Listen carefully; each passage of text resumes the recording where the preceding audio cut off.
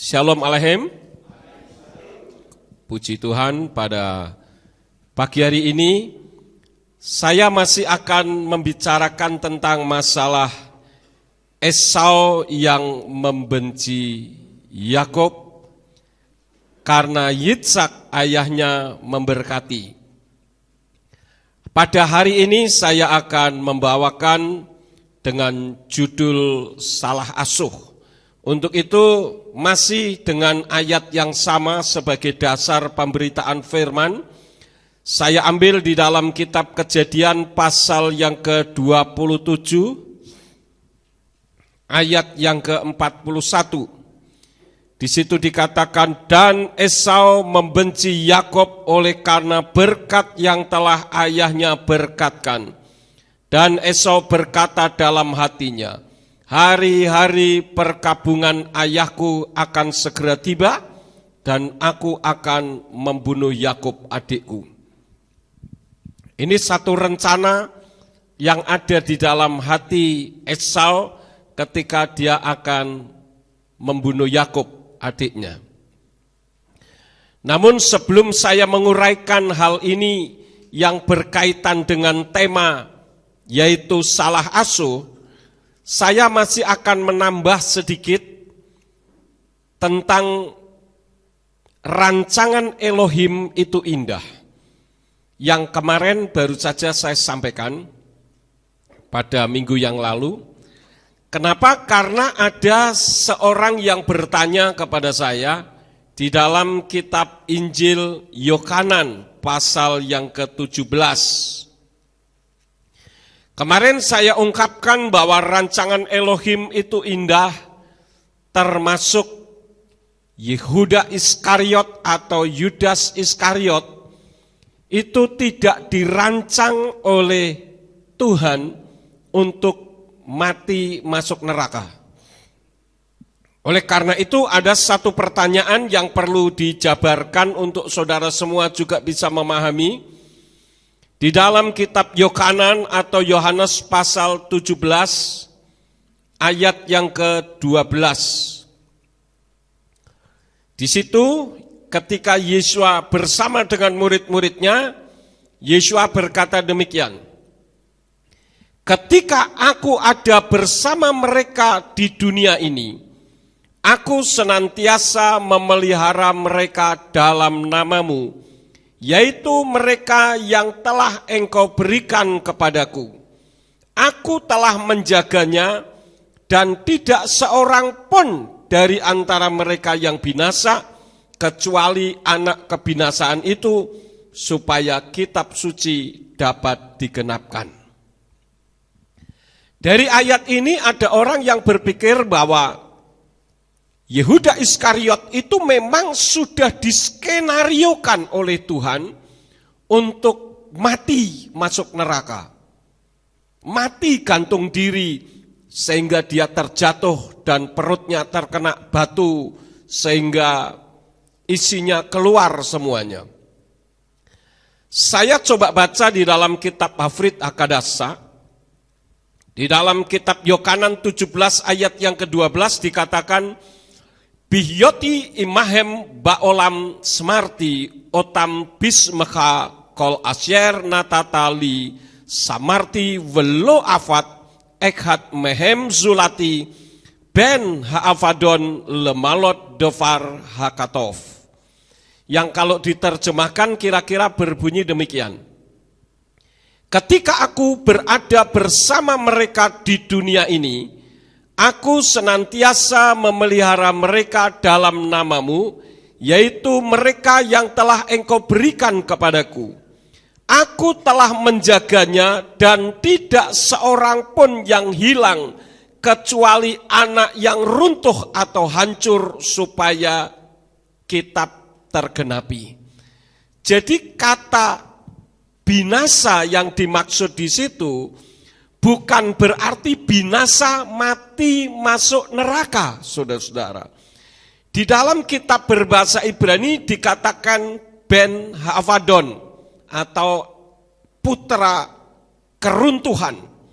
Dari kata Avadon, itu kata dasarnya yang berarti kiamat atau dom. Yang dimaksud sebetulnya adalah hancur reputasinya sebagai murid yang terpilih. Dan hal itu akibat kesalahan dari tindakannya sendiri. Jadi bukan berarti Tuhan itu merancang Yehuda Iskariot supaya dia mati masuk neraka dari awalnya. Tidak, saudara-saudara. Dan tidak ada satupun kalimat yang mengungkapkan bahwa dia akan masuk ke Gehinom atau ke neraka. Tidak ada. Apa yang diungkapkan di situ sebetulnya memberikan petunjuk kepada kita. Setiap orang yang tidak mendengar suara Tuhan, orang lebih mendengar suara hatinya sendiri atau suara setan, pasti akan mengalami kehancuran. Demikian pun Yehuda Iskariot, dia mengalami kehancuran bukan karena Tuhan yang merancangkannya. Jadi yang dimaksud hancur atau binasa di situ sebetulnya adalah mengalami kehancuran reputasinya sebagai murid terpilih. Dan itu akibat kesalahan tindakannya sendiri. Jadi setiap kita kalau meninggalkan Tuhan, saudara-saudara, bukan sesuatu yang baik yang akan kita dapatkan. Tetapi selalu hal-hal yang negatif. Kenapa? Dulu sebelum kita mengenal Tuhan, kita ini sekutunya setan. Ada banyak sekali orang-orang yang melakukan kejahatan-kejahatan. Dan itu adalah akibat dari pengaruh kuasa setan. Kemudian kita percaya kepada Yeshua HaMashiach. Nah, ketika kita percaya, berarti kita sudah menjadi seterunya setan. Dan setan sudah tidak suka kepada kita. Artinya bahwa kita ini sudah dianggap pengkhianat. Kemudian kita mengalami kekecewaan di dalam kita mengiring kepada Tuhan. Karena kita berpikir Tuhan itu tidak adil. Seringkali kan begitu. Kalau ada orang yang mendapatkan berkat, dia bisa senyum-senyum, dia bisa tertawa, tetapi giliran mengalami masalah keuangan bersungut-sungut, wajahnya jadi mengerikan seperti patung Gajah Mada, kemudian akhirnya menyalah-nyalahkan Tuhan, akhirnya meninggalkan Tuhan akibat kekecewaan. Nah, ketika kita meninggalkan Tuhan, itu selalu hal-hal yang tidak baik yang kita alami. Karena setan akan terus menyerang kepada kita. Karena kita sudah pernah dianggap sebagai orang yang mengkhianatinya. Pertanyaannya adalah, kalau memang Yehuda Iskariot itu dirancang dari awal untuk masuk neraka atau untuk binasa, berdasarkan Kitab Yohanan 17 ayat yang ke-12 tadi, berarti Yesua gagal memelihara murid-muridnya. Karena di situ dikatakan, ketika aku berada bersama mereka di dunia ini, aku senantiasa memelihara mereka dalam namamu, yaitu mereka yang telah engkau berikan kepadaku. Aku telah menjaganya dan tidak seorang pun yang hilang. Lalu ada kalimat kecuali anak keruntuhan ini. Nah, keruntuhan itu pun bukan karena Tuhan yang merancang, tetapi karena keputusannya sendiri yang salah. Kita lihat satu bukti bahwa Tuhan itu tidak menghendaki seorang pun binasa. Kita membuka di dalam kitab 2 Kepa atau 2 Petrus. 2 Kepa pasal yang ketiga. Kita lihat, saudara-saudara, ayatnya yang ke-9. Di situ dikatakan Tuhan tidak menunda akan janjinya, sebagaimana beberapa orang menganggap sebagai kelambanan. Sebaliknya, Dia bersabar terhadap kita karena tidak menghendaki seorang pun binasa, melainkan supaya semua orang memperoleh pertobatan. Jadi Tuhan itu pun selalu memberi kesempatan untuk bertobat. Termasuk kepada Yehuda Iskariot. Saya katakan bahwa Yehuda Iskariot itu dosanya di hadapan Tuhan sebetulnya sama dengan Kepa atau Petrus yang menyangkali Yesua sampai berapa kali? 3 kali. Bahkan kalau saya menilai kualitasnya, Kepa itu lebih parah. Kalau Yehuda Iskariot menjual Yesua dengan berapa nilainya, saudara-saudara? 30 keping perak. Sekarang pertanyaan saya, kalau Kepa berapa menjual Yesua, membuang Yesua, nilainya berapa? Tidak punya nilai karena dibuang begitu saja, disangkali begitu saja. Jadi sama-sama tidak mau mengakuinya. Jadi di sini kita melihat bahwa Tuhan itu tidak menghendaki seorang pun binasa masuk neraka. Jadi kalau saya boleh katakan terjemahan dengan menggunakan kata binasa itu mungkin kurang tepat untuk bahasa Indonesia. Kalau yang di dalam bahasa Inggris dikatakan destroyer, kehancuran. Ya, bukan kebinasaan yang ada di dalam asosiasi pikiran kita masuk neraka. Karena Yesua tidak menghendaki hal itu. Dan Bapa Yahweh mengutus Yesua untuk turun ke atas muka bumi ini dengan maksud mulia, yaitu menyelamatkan seluruh umat manusia. Karena umat manusia sejahat apapun mereka, itu juga ciptaan Tuhan. Tetapi bukan berarti Tuhan menciptakan orang jahat.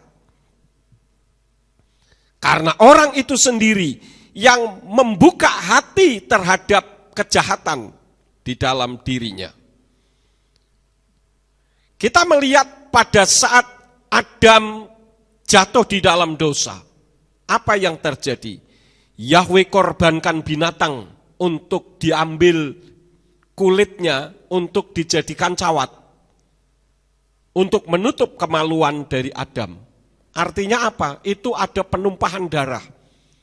Supaya Adam tidak malu karena kelihatan kemaluannya. Sehingga dibuatnyalah cawat. Ini sebagai bukti bahwa Tuhan itu sangat mencintai manusia. Dan kita melihat bahwa keputusan yang dilakukan oleh Yehuda itu adalah keputusan yang salah. Karena dia membuka hati terhadap setan. Kita buka di dalam kitab Injil Lukas, saudara-saudara. Kitab Injil Lukas pasal yang ke-22, ayat yang ke-1 sampai ayat yang ke-4. Lukas 22 ayat 1 sampai 4. Dan hari raya roti tidak beragi yang disebut Pesak sudah dekat.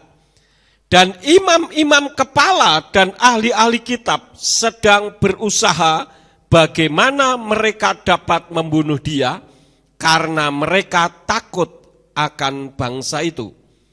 Dan Satan, perhatikan ayat 3 ini. Dan Satan masuk ke dalam Yehuda yang disebut Iskariot yang berasal dari bilangan 12 murid itu. Dan setelah pergi dia berbicara dengan para imam kepala dan para komandan pengawal. Bagaimana dia dapat menyerahkannya kepada mereka dan mereka bersukacita. Dan setuju untuk memberikan uang kepadanya.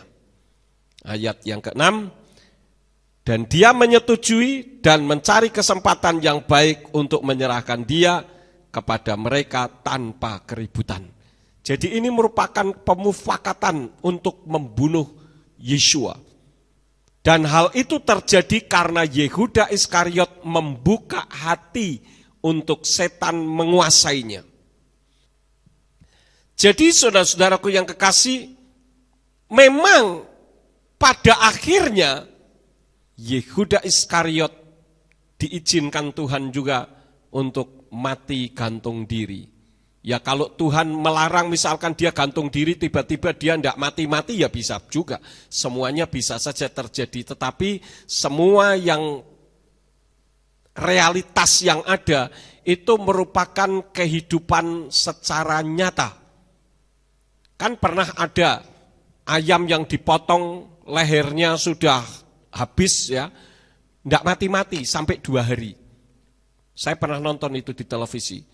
Dan ayam itu masih bisa makan, tetapi selalu apa yang dimakan keluar karena lehernya sudah terpotong. Dan itu atas seizin Tuhan enggak mati ya enggak akan mati. Ya. Nah, kenapa hal itu bisa terjadi? Kalau kita membaca di dalam kitab 1 Korintus pasal yang kelima, 1 Korintus pasal yang kelima, ayat yang kelima dikatakan, untuk menyerahkan orang yang seperti ini kepada Satan bagi kebinasaan daging, supaya roh dapat diselamatkan pada hari Tuhan Yesua. Jadi terkadang Tuhan izinkan dia mengalami keruntuhan, kehancuran secara jasmani, dengan satu tujuan supaya jiwanya diselamatkan.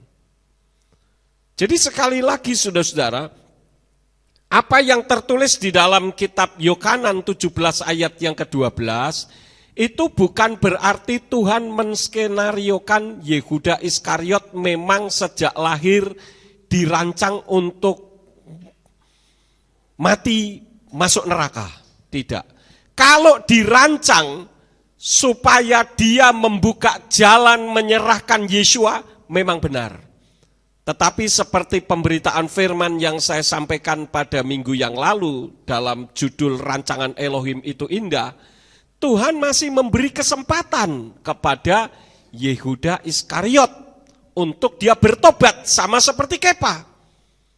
Bedanya Kepa itu menyesal dan bertobat, kalau Yehuda Iskariot dia menyesal dan gantung diri. Ini bedanya. Kalau dikatakan stres, saya yakin dua-dua stres semua. Ya. Tetapi perbedaannya di sini sangat tipis memang, saudara-saudara. Jadi melalui kesempatan ini, saya ingin menyampaikan bahwa Tuhan tidak pernah merancangkan manusia untuk binasa. Lalu ada yang berkata begini, bagaimana dengan Paro atau Firaun yang hatinya dikeraskan oleh Tuhan? Saya ajak saudara untuk membuka di dalam kitab Keluaran pasal yang ke-7. Keluaran pasal yang ke-7. Saya akan tuntaskan dulu tentang masalah ini supaya yang bertanya kepada saya puas. Keluaran pasal yang ke-7 ayat yang ketiga di situ dikatakan, dan aku akan mengeraskan hati Paro atau Firaun, dan aku akan melipat gandakan tanda dan mukjizatku di tanah Mitsraim. Kemudian pasal yang ke-9 ayat yang ke-12. Dan Yahweh mengeraskan hati Paro, dan dia tidak mendengarkan mereka seperti Yahweh telah berfirman kepada Mose. Kemudian pasal yang ke-10 ayat yang ke-1. Dan Yahweh berfirman kepada Mose, pergilah menghadap Faro dan aku akan mengeraskan hatinya dan hati para hambanya, agar aku dapat mengadakan tanda-tandaku di tengah-tengah mereka. Kemudian pasal 10 ayat yang ke-20, di situ dikatakan, namun Yahweh mengeraskan hati Faro dan dia tidak melepaskan Bani Israel pergi.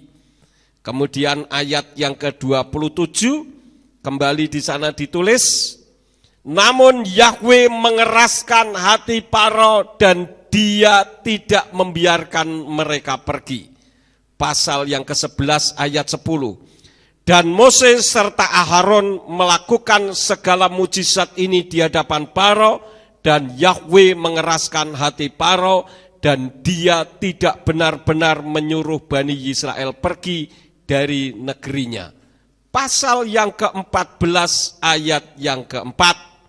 Di situ kembali dikatakan, dan aku akan mengeraskan hati Faro, dan dia akan mengejar mereka, maka biarlah aku dimuliakan melalui Faro dan melalui seluruh tentaranya, dan orang-orang Mitsraim akan mengetahui bahwa akulah Yahweh, dan mereka melakukan demikian. Kemudian pasal yang ke-14 ayat yang ke-8. Di situ kembali ditulis, dan Yahweh mengeraskan hati Paro, raja Mitsrayim itu. Lalu ia mengejar Bani Israel, dan Bani Israel berjalan terus dengan tangan yang teracung. Ayat yang ke-17 dikatakan lagi, dan aku, lihatlah, karena mengeraskan hati orang-orang Mitsrayim itu, maka biarlah mereka masuk di belakang kamu, dan biarlah aku dimuliakan melalui Paro dan semua tentaranya, bersama kereta-kereta perangnya dan bersama orang-orang berkudanya. Jadi ada banyak sekali ayat yang mengatakan bahwa Yahweh mengeraskan hati Paro. Kalau begitu berarti Yahweh sudah merancangkan Paro ini atau Firaun itu untuk mati binasa. Tidak juga, saudara-saudara. Kenapa Yahweh mengeraskan hati Paro kalau seperti itu? Yang pertama, karena memang Paro sudah sejak awal memang mengeraskan hatinya. Jadi mengandung satu kejahatan kemanusiaan. Coba kita membuka di dalam Keluaran pasal yang ke-1. Keluaran pasal yang ke-1 ayat yang ke-10 sampai ayat yang ke-11. Marilah kita bertindak atas mereka dengan berhikmat, agar mereka tidak bertambah banyak, dan jika terjadi peperangan, jangan sampai mereka bersekutu dengan musuh kita dan berperang melawan kita, lalu pergi dari negeri ini. Lalu mereka menempatkan pengawas-pengawas budak atasnya untuk menindasnya dengan beban kerja paksanya, dan mereka membangun kota-kota perbekalan bagi Paro, yaitu Piton dan Ramses. Ini merupakan kejahatan yang dilakukan oleh Paro. Ayat yang ke-16, saudara perhatikan, di situ dikatakan, lalu ia berkata, apabila kamu menolong persalinan wanita Ibrani dan memerhatikan waktu anak itu lahir, jika itu anak laki-laki, kamu harus membunuhnya, dan jika anak perempuan, dia boleh hidup. Ini kejahatan awal yang dilakukan oleh Paro atau Firaun. Jadi karena bangsa Israel di Mitsrayim ini bertumbuh pesat, ibu-ibunya memiliki banyak anak, maka Paro ini mengalami ketakutan, saudara-saudara. Sehingga dia berpikir, wah bahaya kalau seperti ini. Lalu dia ngomong kepada bidan, yaitu Sifra dan Pua. Dia bilang, nanti kalau bangsa Israel, wanita itu melahirkan, kamu lihat itu kelaminnya bayi yang dilahirkan. Kalau yang dilahirkan laki-laki, cekik saja, kira-kira begitu. Atau tutup hidungnya, atau bagaimanalah. Pokoknya itu dimatikan. Tapi rupanya bidan-bidan ini takut kepada Tuhan. Dan mungkin dia juga tidak tega melihat bayi yang tidak berdosa harus dibinasakan. Maka dia tidak melakukan itu. Jadi memang kalau hati Paro itu dikeraskan oleh Bapa Yahweh, itu karena saking jengkelnya Tuhan. Istilahnya kamu itu dikasih tahu nggak ngerti-ngerti, mau mati aja sekalianku. Kira-kira begitu, ya. Saking jengkelnya. Jadi bukan karena dirancang untuk binasa, saudara-saudara. Itu kejahatan kemanusiaan, genocide atau Holocaust yang pernah juga dilakukan oleh Nazi. Dipimpin oleh seorang yang ada kumisnya di bawah hidungnya itu. Siapa namanya? Hitler, Adolf Hitler. Saudara tahu siapa dia sebenarnya? Saudara bisa melihat di internet tentang biografi kehidupannya. Dia ini sebetulnya adalah seorang kelahiran Austria, warga negara Jerman, tetapi berdarah Yahudi. Jadi sebetulnya Hitler ini ada darah Yahudi, saudara-saudara. Tetapi dia iri melihat orang-orang Yahudi yang lain ketika dia ada di Amerika. Dia sebetulnya tadinya kuliah di Amerika itu kuliah musik, ya. Dan dia melihat orang-orang Yahudi yang lain hidupnya mewah. Di situ dia iri. Kemudian dia mulai masuk ke dunia politik, dan ketika dia berkuasa dia bantai. 5,5 juta bangsa Israel mati begitu saja. Ketika saya ada di Israel, saya melihat museum Holocaust yang ada di Yad Vashem. Mengerikan sekali, saudara-saudara. Ruangan segini, segereja kita, itu mungkin bisa diisi dengan 5.000 orang, kira-kira. Saudara bisa bayangkan gereja kita ini hanya bisa menampung sekitar 450, itu sudah penuh. Itu bisa dijejali orang 3.000, kemungkinan bisa. Atau mungkin 5.000. Saya baru tahu ketika melihat dioramanya. Jadi orang-orang yang ada di situ, saudara-saudara, itu dilucutin semua, tidak boleh pakai pakaian selembar kain pun. Semua telanjang bugil dimasukkan di dalam satu ruangan sampai-sampai untuk duduk pun tidak bisa. Semua berdiri, kemudian dikeluarkan gas beracun. Sehingga orang mati semuanya. Dan ketika orang mati, ini kematian massal. Gasnya gas beracun, tidak ada satupun yang bisa lolos dari kematian. Kemudian di luar itu sudah disediakan tungku-tungku besar. Orang ini langsung dicedok seperti kotoran saja dimasukkan ke tungku itu kemudian dibakar. 5.500.000 orang mati, saudara-saudara. Dan kalau kita renungkan memang hal itu terjadi karena apa? Karena hutang darah. Kita lihat ketika Yesua akan disalib. Ahli-ahli Torah, orang-orang Farisi, para imam katakan apa? Biarkan darahnya kami yang menanggung, kan begitu. Nah itu betul-betul terjadi, saudara-saudara. Ya. Jadi di sini kita melihat bahwa apa yang dilakukan oleh Yahweh terhadap Paro, di mana dia mengeraskan hatinya oleh karena Paro ini memang jahat. Tetapi ada Paro yang lain atau Firaun yang lain yang baik hatinya. Kita tahu pada zaman Yosef, ya, itu ada Firaun atau Paro yang baik. Firaun itu bukan nama, tetapi itu jabatan, semacam perdana menteri atau presiden, ya, yang penguasa tertinggi pada saat itu. Nah, di situ kita melihat, jadi bukan karena Tuhan itu kejam, tidak, saudara-saudara. Nah, kenapa juga Tuhan mengeraskan hatinya Paro? Sudah saking jengkelnya, udah dikeraskan aja sekalian dengan satu set efek positif bagi orang Israel, supaya mereka melihat mukjizat-mukjizat yang dinyatakannya sampai 10 kali. Hal itu bisa dilihat di dalam Keluaran pasal 10 ayat yang ke-1. Dikatakan, dan Yahweh berfirman kepada Mose, pergilah menghadap Paro karena aku telah mengeraskan hatinya dan hati para hambanya, agar aku dapat mengadakan tanda-tandaku di tengah-tengah mereka. Bangsa Israel juga bebal, sudah tahu ada mukjizat-mukjizat sampai 10 kali pun masih tetap saja hatinya keras, sering memberontak terhadap Yahweh. Itulah manusia.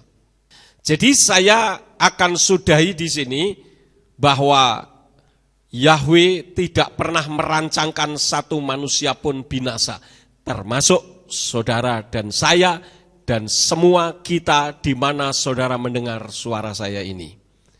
Yang jadi masalahnya adalah terkadang kitanya yang tidak mau diselamatkan. Kita merasa tidak perlu kita berurusan dengan Yeshua HaMashiach ataupun Yahweh ataupun Ruach HaKodes, enggak penting. Saya tahu keselamatan saya sendiri dengan ilmu-ilmu yang dia dapatkan. Nah ini karena kesalahan, saudara-saudara, yang tidak ada dasar kitabnya. Oke, sekarang saya akan masuk hal yang menjadi topik kita tentang salah asuh. Kebencian Esau terhadap Yakub ini tidak lepas dari salah asuh. Karena Yitzhak sayang kepada Esau, sedangkan Ribkah sayang kepada Yakub. Jadi ini artinya dua-dua ini anak manja semua, saudara-saudara. Coba kita membuka di dalam kitab Kejadian pasal yang ke-25. Kejadian 25 ayat yang ke-28. Dan Yitzhak sayang kepada Esau karena daging buruannya selalu ada di mulutnya. Tetapi Ribka sayang kepada Yakub. Nah ini saudara-saudara ya. Orang tua yang memanjakan anak itu berbahaya. Jangan saudara pikir kalau saudara tidak memanjakan anak, itu saudara tidak sayang. Justru saya katakan orang yang memanjakan anaknya berlebihan, ya tentu orang tua mana yang tidak sayang kepada anak? Semua orang sayang kepada anaknya. Saya pun sayang kepada anak-anak yang Tuhan percayakan kepada saya. Tetapi saya tidak pernah memanjakan mereka. Karena orang yang dimanja itu lebih cenderung agresif. Memaksakan kehendak. Sehingga apa yang menjadi keinginannya itu selalu dituruti. Karena masih ada yang diandalkan. Dulu saya dengan Pak Lukas pun itu saya katakan salah asuh. Dulu nenek saya sayangnya sama Lukas. Lah kakek saya sayangnya sama saya. Ini podo wae, sama saja seperti yang ada di dalam kitab suci ini. Dan itu tidak bagus. Mengakibatkan apa? Selalu bertolak-tolakan. Maka sampai sekarang saya dengan Lukas selalu saing-saingan terus. Tetapi sejak menerima Yeshua sebagai Elohim, saing-saingannya yang positif. Dulu sudah di perguruan tinggi di Jakarta saja saya masih berantem sama dia, saudara-saudara. Nah bagaimana? Salah asuh. Saya ingat dan seumur-umur tidak akan pernah hilang. SMP itu saudara-saudara. SMP loh, sudah gede. Belikan kapal-kapalan yang terbuat dari yang ada batu baterainya. Bagus bisa bunyi tok tok tok tok tok tok tok. Nanti bisa bunyi tut tut. Wih, bagus sekali zaman itu loh saudara-saudara. Bukan sekarang. Kalau sekarang kan macam-macam zaman itu bagus. Tapi nenek saya itu membelikannya cuma satu. Bayangkan saudara-saudara. Belikannya cuma satu, bilang ini ya buat kamu, yang lain tidak boleh. Itu kan bukan didikan yang baik saudara-saudara. Sehingga kalau dia sedang main kapal-kapalan, saya nonton, tidak boleh diambil kapal-kapalannya, dibawa pergi. Nah, ini kan menimbulkan kebencian, kecemburuan sosial. Sekali waktu saya lihat dia masih main kapal-kapalan, saya ngindik dari belakang, saya tenggelamkan kapalnya. Ya akhirnya berantem. Lah yang konyolnya, kakek saya itu kalah kalau sama nenek saya. Kalau nenek saya sudah melotot, malang kerik begitu, sudah kakek saya mengkeret. Ya saya enggak pernah dapat untungnya, saudara-saudara. Rugi terus. Dan itu menimbulkan masalah. Sehingga selalu bersaing terus-menerus. Ya puji Tuhan, ketika saya sudah bertobat, Lukas bertobat. Kenapa saudara-saudara? Persaingan yang positif. Kalau dia bisa begitu, saya bilang kalau kamu bisa, kenapa saya tidak bisa? Kan boleh-boleh saja, kecuali saya menghancurkan pelayanannya. Nah ini masalah saudara-saudara ya. Sehingga pelayanan kami terus bersaing untuk semakin maju. Kalau dia bisa, kenapa saya tidak? Kira-kira begitu. Nah ini akibat salah asuh. Karena itu kalau saudara punya anak, jangan memanjakan anak. Di dalam kitab suci itu ada contoh-contoh anak yang manja. Yang pertama, Adonia anak Hagit. Mari kita membuka di dalam kitab 1 Raja-Raja. 1 Raja-Raja pasal yang ke-1 ayat 5 sampai ayat yang ke-6. Dan Adonia anak Hagit meninggikan dirinya sendiri dengan berkata, aku akan menjadi raja. Dia memperlengkapi dirinya dengan sebuah kereta perang dan orang berkuda serta 50 orang yang berlari di depannya.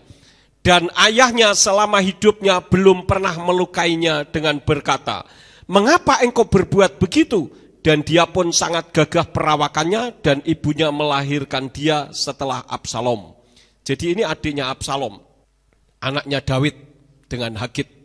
Di situ saudara-saudara disebutkan bahwa Adonia ini tidak pernah ditegur oleh ayahnya. karena mungkin perawaannya ganteng, gagah, jadi sangat dimanja. Pokoknya apa saja diturutin. Nah, apa saja diturutin, dia anak raja. Anak raja semuanya ada. Apa yang dia minta selalu didapatkan. Ini anak manja. Hasilnya apa? Dia kurang ajar. Pada ayat yang kelima disebutkan di situ bagaimana dia merebut kedudukan ayahnya yang sudah tua renta, mau mati. Ayahnya si Daud waktu itu sudah dalam keadaan lemah tubuhnya karena sudah tua. Dia meninggikan diri, dia kalau zaman sekarang kira-kira kudeta. Ya, tiba-tiba dia mengangkat dirinya sendiri menjadi raja. Ini kurang ajar, saudara-saudara. Kemudian lebih lanjut lagi di dalam 1 Raja-Raja 2 ayat yang ke-17. Ketika dia ketahuan mau mengkudeta ayahnya, kemudian Salomo ditahbiskan oleh Daud menjadi raja, maka Adonia mengalami ketakutan dan dia memegang tanduk tabut Elohim supaya tidak dibunuh. Tetapi ayat yang ke-17 dikatakan apa? Maka dia berkata, mohon berbicaralah kepada Raja Salomo, karena ia tidak akan berpaling darimu supaya dia memberikan Abisak gadis Sunem itu kepadaku untuk menjadi istriku. Ini kalimat kurang ajar. Saudara tahu siapa Abisak? Abisak itu adalah suster ayahnya, yang merawat ayahnya ketika ayahnya sudah tua renta, sudah tidak mampu berbuat apa-apa. Maka Daud memanggil seorang yang cantik wajahnya, yang selama dia merawat, Daud pun tidak menyentuh dia. Ya. Ayat yang ke-17 di situ dikatakan memohon kepada Salomo untuk meminta Abisak gadis Sunem. Ini seorang gadis yang berparas cantik, bertubuh elok, tetapi dia merawat ayahnya. Bagaimana mungkin suster ayahnya mau dijadikan istrinya? Ini kurang ajar, saudara-saudara. Ya, jadi apa yang dilakukan oleh anak yang dimanja itu selalu kurang ajar. Saya melihat ada orang yang tidak bisa merawat, mendidik anaknya. Ketika anaknya nakal, ya, orang tuanya hanya membiarkan saja. Lari sana, lari sini, suaranya kenceng seperti peluit, teriak sana, teriak sini. Ini kan mengerikan sekali, saudara. Saya mendengar saja pusing kepala saya. Tetapi anehnya ini orang tua nyaman-nyaman saja. Bahkan ada yang semua barang digeratakin, dipindah-pindahin. Ya orang tuanya nggak ngelarang. Heran saya orang tua yang model begini. Dan saya katakan ini orang tua yang tidak bisa mendidik anak. Kalau saya sabet anak saya. Tujuannya apa? Supaya anak itu tahu, oh kalau begini ini salah toh. Pernah saya sedang berbicara dengan seseorang, anaknya narik-narik, saudara-saudara, karena pengen diajak ngomong.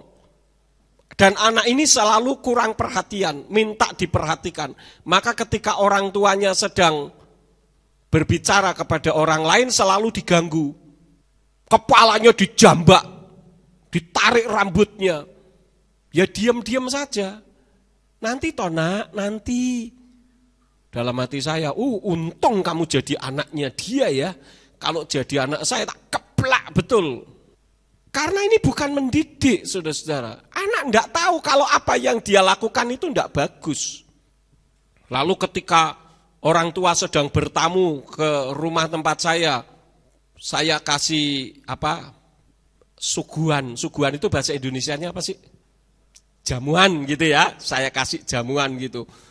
Belum juga apa-apa, wah sudah dibukain semua, dia cer-cer sana sini. Aduh, ya bukan enggak boleh, tapi kan enggak sopan, mbok ya orang tuanya itu ngomong gitu loh ya. Enggak tuh, saudara-saudara.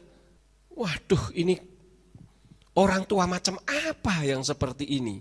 Tapi bukan berarti setelah saudara mendengar firman ini kemudian saudara jadi kasar terhadap anak. Tidak. Keras bukan berarti kasar. Paham saudara-saudara? Ini yang harus diperhatikan. Contoh yang kedua, tentang si bungsu dalam perumpamaan yang Yesua ajarkan. Kita membuka di dalam kitab Injil Lukas pasal yang ke-15. Lukas pasal yang ke-15. Ayat yang ke-11 sampai ayat yang ke-24 saya akan baca.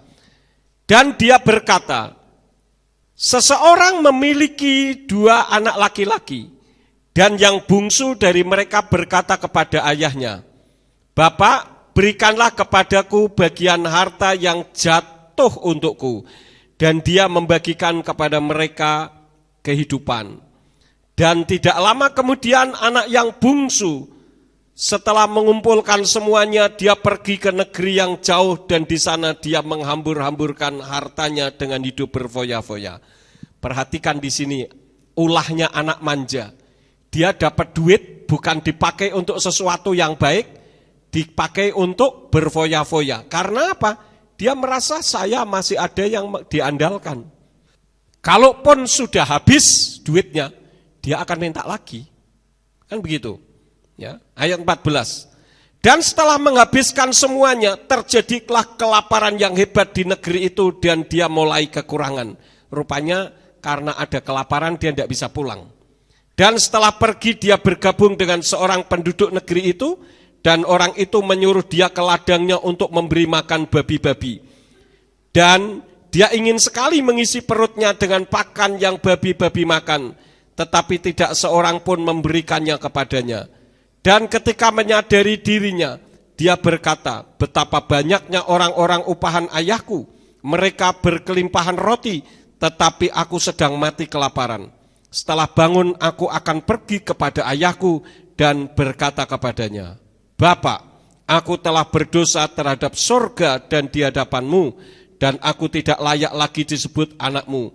Jadikanlah aku sebagai salah seorang upahanmu. Dan setelah bangkit, dia datang kepada ayahnya. Tetapi ketika dia masih jauh, ayahnya sudah melihatnya dan dia digerakkan oleh belas kasihan. Dan sambil berlari, dia merangkul pada lehernya dan menciumnya. Dan anak itu berkata kepadanya, Bapak, aku telah berdosa terhadap sorga dan di hadapanmu. Aku tidak layak lagi disebut anakmu. Namun ayah itu berkata kepada hamba-hambanya, ambilkanlah jubah panjang yang terbaik dan pakaikanlah kepadanya, dan kenakanlah cincin pada jarinya, jari tangannya, serta kasut pada kakinya, dan bawalah anak lembu tambun, sembelihlah, dan sambil makan kita akan dibuat bersukaria. Karena anakku ini adalah yang mati, tetapi dia sudah hidup kembali, dan dia adalah yang telah hilang, tetapi dia sudah ditemukan, maka mereka mulai bersukaria. Di sini kita melihat si bungsu, ini anak manja, saudara-saudara, ya. Sehingga dia kurang ajar. Ayat 12 dengan jelas katakan, dan yang bungsu dari mereka berkata kepada ayahnya, Bapak, berikanlah kepadaku bagian harta yang jatuh untukku. Dan dia membagikan kepada mereka kehidupan. Saudara tahu, harta yang diminta ini adalah harta warisan. Seharusnya warisan itu baru diberikan ketika apa, saudara-saudara? Orang tuanya mati. Ini orang tuanya belum mati sudah diminta dulu, kan kurang ajar ini anak. Anak manja. Sudah diberikan bukan dipergunakan untuk berniaga, atau untuk melakukan sesuatu yang baik, malah dipergunakan untuk berfoya-foya, melakukan ya pesta pora dengan perempuan-perempuan yang tidak baik. Akibatnya mengalami kesulitan. Jadi saudara-saudara, kita melihat ketika anak ini pulang, ayahnya pun masih memanjakannya. Dia dipeluk, dicium, kemudian diberikannya perhiasan, pakaian yang indah-indah, langsung disembelihkan lembu tambun untuk buat pesta dan sebagainya. Ini anak benar-benar dimanja. Dan anak yang manja itu biasanya terbentuk ketika dalam kesulitan. Tetapi kan kasihan, dia seringkali tidak siap untuk menghadapi itu. Daripada dunia yang keras yang membentuk, lebih baik orang tuanya sendiri yang membentuk, saudara-saudara. Ini penting, ya. Supaya jangan saudara menjadi orang-orang tua yang tidak mampu mendidik anak. Memalukan saudara-saudara. Didik anak dengan baik. Tidak adanya kesehatian antara Yitzhak dan istrinya itu menimbulkan masalah. Sehingga akhirnya Esau punya niat untuk membunuh adiknya yang bernama Yakub. Jadi dalam hal ini, saudara-saudara, kesehatian suami istri untuk hal-hal yang positif itu perlu dan harus. Ada banyak sekali kesalahan ketika seorang anak diomelin sama ayahnya, "Nggak boleh begitu," marah luar biasa ayahnya. Lalu si anak biasanya lari kemana? Lari kepada ibunya. Lalu ibunya, "Sudah, Pak, Mbok sudah. Kasihan toh. Sudah dah, Nak, nih, Mama kasih." Ini tidak mendidik yang model begini, saudara-saudara. Ya. Jadi selalu begitu. Nah, anak pinter akhirnya punya senjata. Kalau diomelin larinya kepada ibunya. Atau ada anak yang punya senjata, kalau saya nangis pasti dikasih. Ya sudah, senjatanya nangis. Kalau enggak boleh nangis, pasti boleh. Nah, ini kekeliruan besar. Nangis sabet sekalian biar tahu. Supaya tidak dijadikan senjata. Itu bukan kasar, saudara-saudara. Tetapi didikan keras. Didikan keras itu baik. Ya, walaupun pada saat dididik mungkin sakit. Saya ini didikan pendeta kuno, didikan Belanda, saudara-saudara. Saya sudah pernah ceritakan juga kepada saudara bagaimana kalau pendeta saya itu marah. Saya merasa saya tidak salah. Dan setelah sampai detik ini pun saya renungkan dulu saya tidak salah. Tetapi hanya karena pendeta itu takut tersaingi. Lah pendeta kok takut disaingi anak buahnya? Ini kan luar biasa. Artinya bahwa kemampuannya itu hanya seperti kemampuan anak buahnya. Iya kan? Karena takut tersaingi. Kalau saya tidak. Bukan berarti saya merasa jauh lebih tinggi dari saudara. Tidak. Saya kalau ada orang yang maju tak kipasi. Ayo maju. Supaya bisa lebih daripada saya dan saya tidak iri. Yesua katakan, kalau engkau melakukan firmanku, engkau akan melakukan perkara-perkara yang lebih besar daripada apa yang Yesua lakukan. Yesua tidak iri, saudara-saudara. Jadi saya bangga, saya bahagia kalau ada di antara saudara yang bisa lebih dari saya. Dan saya mengharapkan bisa seperti itu. Apanya yang perlu diirikan? Kalau saya melihat saudara berhasil, saya hanya bisa berkata puji Tuhan. Semua karena Tuhan melakukan karya di dalam hidupnya. Pendeta yang mendidik saya itu dulu kerasnya minta ampun, saudara-saudara. Kalau sudah marah itu mengerikan. Saya ada di sebelah kanan, dia menghadap ke kiri. Ya. Mau apa kamu ke sini? Wah, mengerikan sekali, saudara-saudara. Dan saya dulu yang pertama kali diminta untuk mengajar di SMP, semua SMP di Comal, itu saya yang mengajar agama. Itu awalnya diberi oleh pendeta GKJ yang sudah tua, namanya Pak Yusak, itu gurunya Bu Yakub. Itu guru penuh kasih, saudara-saudara. Muridnya ulangan pada nyontek, ya biar. Ya. Tapi pada saat tertentu, itu guru ngomong datang ke Comal, dia tinggalnya di Pemalang, dia ke Comal. Ya, padahal kalau ke Comal itu naiknya apa? Sepeda, saudara-saudara. Kira-kira sekitar 25 kilo ada. Ya, dia naik sepeda ke Comal. Untuk nemui saya. Dia bilang, "Yakub, tolong Bapak digantikan sebagai guru di SMP ABCD."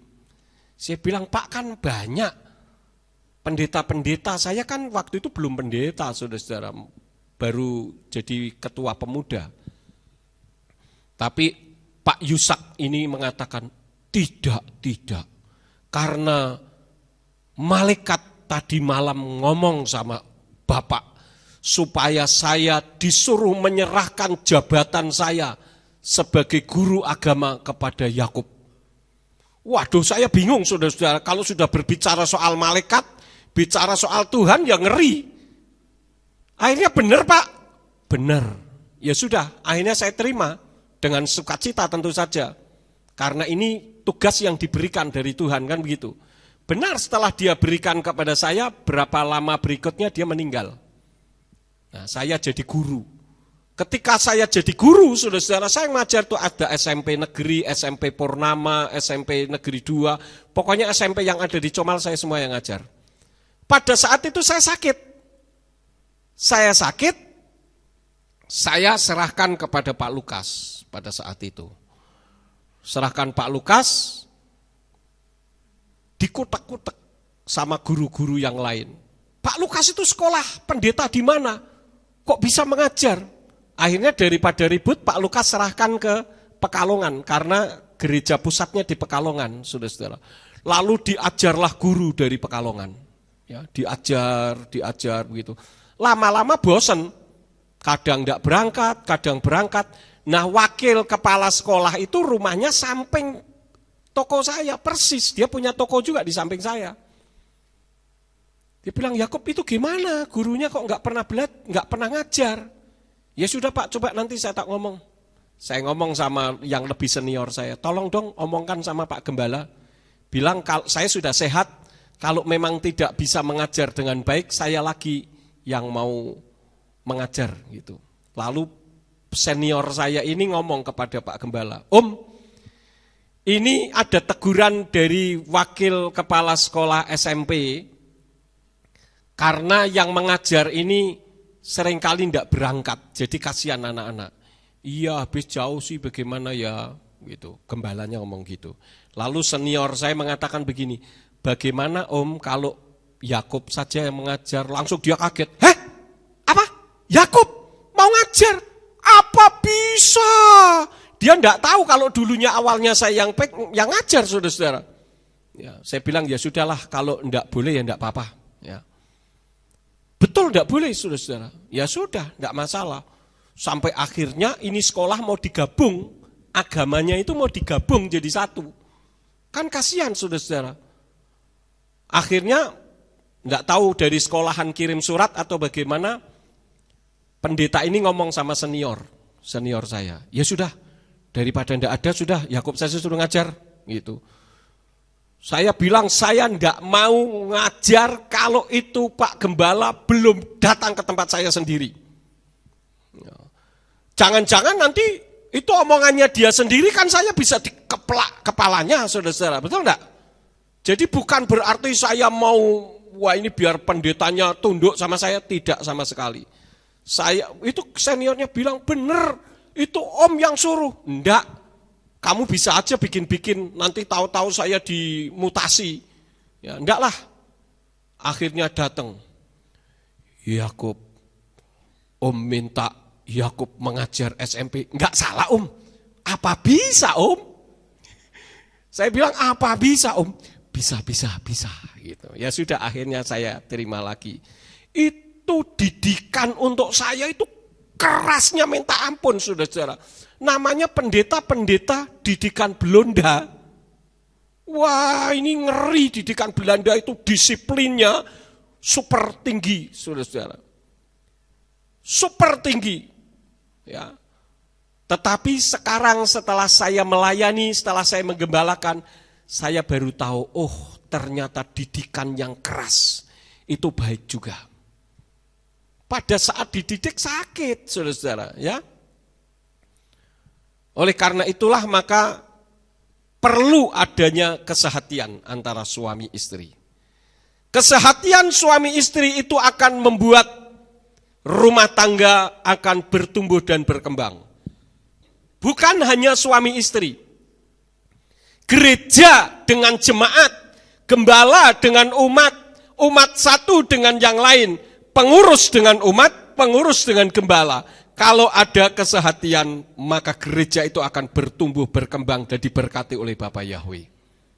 Dan itu yang menjadi kerinduan hati saya. Karena itu moto gereja kita adalah bekerja sama dan bekerja bersama-sama. Kita lihat di dalam kitab Matius pasal yang ke-18, ayat yang ke-19 sampai ayat yang ke-20. Sesungguhnya aku berkata kepadamu, apa saja yang kamu ikat di bumi akan diikat di sorga, dan apa saja yang kamu lepaskan di bumi akan dilepaskan di sorga. Lagi aku berkata kepadamu, bahwa jika ada 2 orang dari kamu sepakat di bumi mengenai setiap perkara, apa saja yang mereka minta akan terjadi pada mereka dari Bapakku yang di sorga. Sebab di mana ada 2 atau 3 orang dikumpulkan ke dalam namaku, di sana aku hadir di tengah-tengah mereka. Ini tidak membicarakan soal jumlahnya sebetulnya, tetapi membicarakan tentang kesehatiannya. Mau 2, 3, 10 sekalipun, kalau tidak ada kesehatian di situ, tidak ada mukjizat. Pekerjaan setan itu justru terbalik dengan pekerjaan Tuhan. Kalau setan itu pekerjaannya memecah belah dan membuat kesehatian yang negatif, bukan kesehatian yang positif. Apakah ada kesehatian yang negatif? Kita membuka di dalam kitab Kisah Rasul pasal yang ke-5. Kisah Rasul pasal yang ke-5 ayat 1-11 tentang kisah Ananias dan Safira. Ini mereka mengadakan koalisi melawan kebenaran. Saya tidak perlu membaca karena cukup panjang dan waktu yang cukup singkat. Saya katakan Ananias dan Safira mereka sepakat untuk mendustai Ruach HaKodes, dan pada akhirnya mereka berdua mati karena mendustai Ruach HaKodes. Artinya mereka bersehati tetapi sehati negatif. Selain daripada itu juga di dalam kitab Kejadian pasal yang ke-11 ayat 1-6, di situ juga ada kesehatian, tetapi kesehatian untuk menyombongkan diri dengan membuat menara Babel. Dan akhirnya Bapa Yahweh menyerakkan mereka dengan berbagai bahasa, sehingga sampai sekarang ada ribuan bahasa di atas muka bumi ini. Saya punya kenalan orang dari Papua, dikatakan di Papua itu ada lebih dari 300 bahasa. Setiap beda komunitas, beda bahasa. Bayangkan saudara-saudara, itu semua bisa terjadi karena apa? Karena akibat menara Babel. Kalau tidak, sampai sekarang manusia hanya ada 1 bahasa. Jadi kalau misalkan ada orang yang sedang marah, itu sebetulnya mendidik saudara-saudara. Jangan sampai salah asuh. Orang maunya disanjung terus, diangkat-angkat, itu tidak mendidik. Kitab Ibrani pasal yang ke-12, kita lihat saudara-saudara. Kitab Ibrani pasal 12 ayat 5-8 mengatakan demikian. Tetapi kamu telah dibuat lupa akan nasihat yang dia bicarakan kepada kamu seperti kepada anak-anak. Hai anakku, janganlah menganggap ringan didikan Yahweh. Jangan pula menjadi tawar hati ketika ditempelak olehnya. Sebab siapa yang Yahweh kasih, dia mendidiknya. Dan setiap anak yang dia terima, dia mencambuknya. Jika kamu tabah menanggung didikan Elohim, bertindak kepada kamu seperti kepada anak-anak. Sebab siapa yang menjadi anak yang ayahnya tidak mendidiknya, namun jika kamu tanpa didikan yang olehnya semua orang telah menjadi orang-orang yang ambil bagian, maka kamu adalah anak-anak haram dan bukan anak-anak. Jadi di sini kita melihat orang tua yang memanjakan itu merupakan salah asuh. Termasuk Tuhan itu tidak pernah salah asuh terhadap kita. Coba saja saudara kalau mau membuktikannya. Saudara mulai berbuat menyerang Tuhan. Saudara kecewa berat kepada Tuhan. Saudara marah kepada Tuhan. Maka Tuhan bisa mencambuk saudara. Dan saya minta jangan saudara lakukan dan membuktikannya. Kita harus menyadari bahwa Tuhan adalah satu pribadi yang sangat baik kepada kita. Dan dia tidak pernah mengecewakan kita. Amin.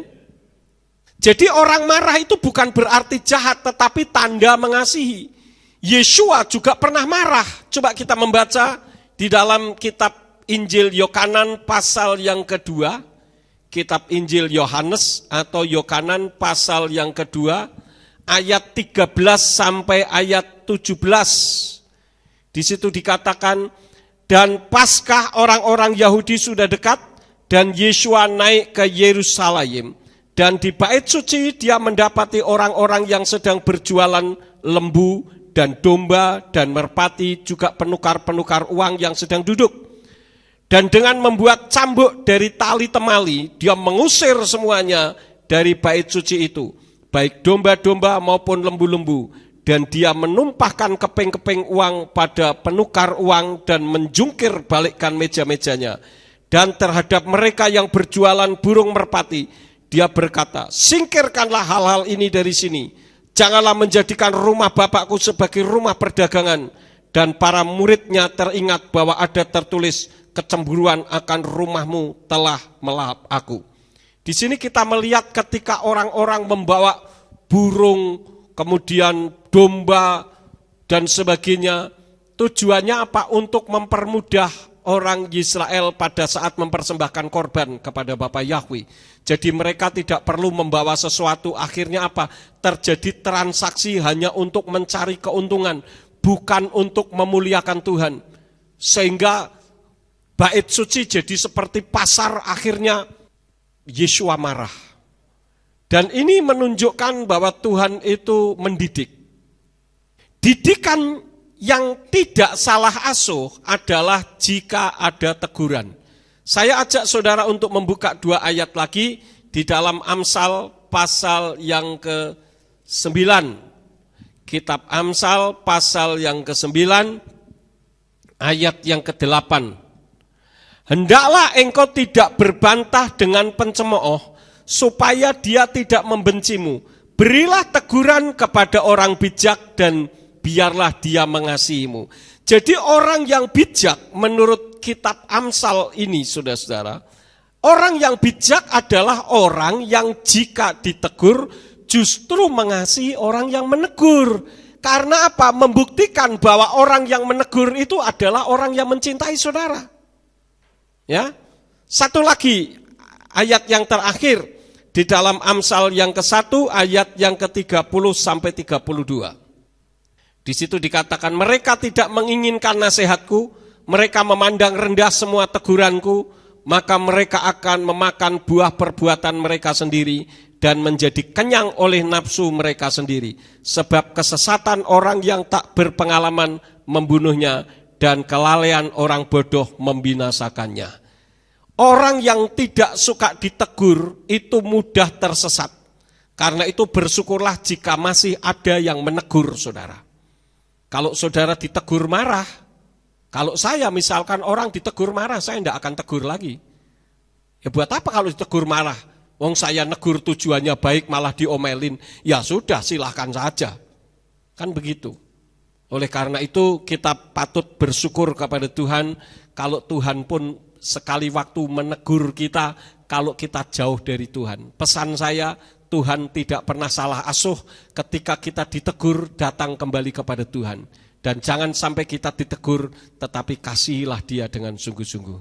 Amin buat firman Tuhan. Saya tidak akan memperpanjang, biarlah firman ini akan memberkati hidup kita. Mari kita bangkit berdiri bersama-sama. Kita menaikkan satu pujian, Aku mengasihi Engkau Yesua, dan saya mengundang pelayan perjamuan kudus untuk maju ke depan.